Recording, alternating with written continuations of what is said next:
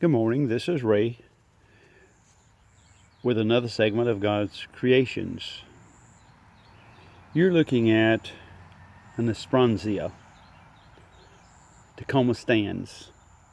It's also called yellow bell, yellow trumpet, or yellow alder. It's a native of southwest U.S. all the way down to Argentina. It's in the trumpet creeper family. Here for us in southeast Georgia, it dies back in the winter, but as soon as it turns warm, it begins to grow again. But it will bloom till frost over and over. As it grows taller and taller, it will get to be about five or so foot, and about the same broad. It produces seed pods that are 3 or 4 inches long, and they will germinate occasionally, but they're not easy to germinate. Yellow Adler, Esperanza, a very good addition to your southern garden. The second plant growing in my garden I want to share with you this morning is the crepe myrtle, Largiastromia. There's over 50 species of this deciduous and evergreen shrub or tree, depending on which particular variety you have. Some of them can grow as much as 100 feet in where they're native from in Indian subcontinent, Southeast Asia, Japan, Korea, Australia. One of the interesting things about the crepe myrtle is the stem itself, or the tree trunk.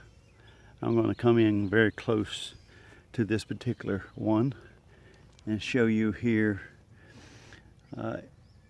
It seems to always be shedding its bark, and in the process of shedding, it reveals a nice looking multicolor trunk, and the different varieties will show different types of bark and different kind of trunk color. Many people like to grow them for this.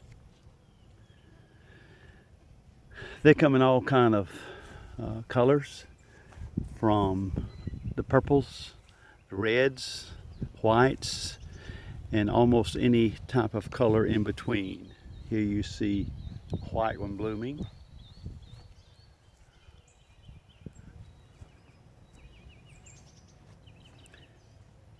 The Largiastromia indica was introduced into Charleston, South Carolina in the 1790s from China.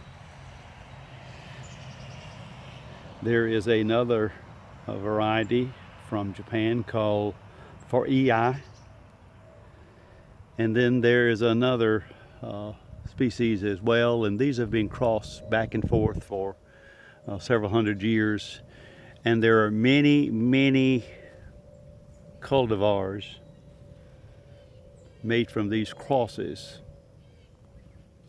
and each of the characteristics of the native kind gives a different look, a different color combination of these. I have one I call popcorn. It's red, but as those little fine blooms pop out, they're half white on it. It looks like popcorn popping.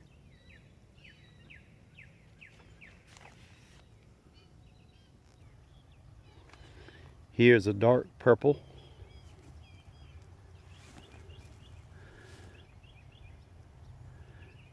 And this particular variety does not seem to get more than 8, 10, 12 feet. I do some pruning, and I'm not one who likes to prune them way back like you see them in so many places. And of course, crepe myrtles grow almost all over the United States. I'm going to come in closer to the one I told you about, popcorn, just a second ago, because it's out in the sun and I never get. You see that? See how it looks when the blooms open up.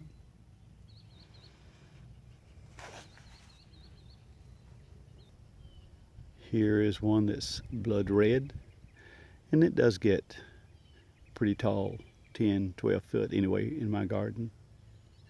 And right beside it here is a miniature. This only gets 3, 4, 5 foot, and it blooms profusely, but it is a miniature. And so we have those that from a 1 or 2 foot tall all the way up to 100 foot in their native land. So crepe myrtles is almost anything you want for any type of landscape, whether it's commercial or whether it's home, whether it's something you can grow in a pot, or you want it to, you trim it and you make it become a tree. Crepe myrtles are quite a variety of plants for us, and they will fit in any type of garden scene. Psalms 128 says, "Blessed are all who fear the Lord, who walk in his ways." You know, from childhood, we were taught to fear certain things that would harm us. Don't touch the stove. Don't go near the pond. Don't play with matches. But are we taught to fear the one who can give us joy and life? Not fear of harm, but fear of dishonoring, of disobeying him. Only when our fears turn to respect and love, we will walk in his ways. God bless, and have a great day.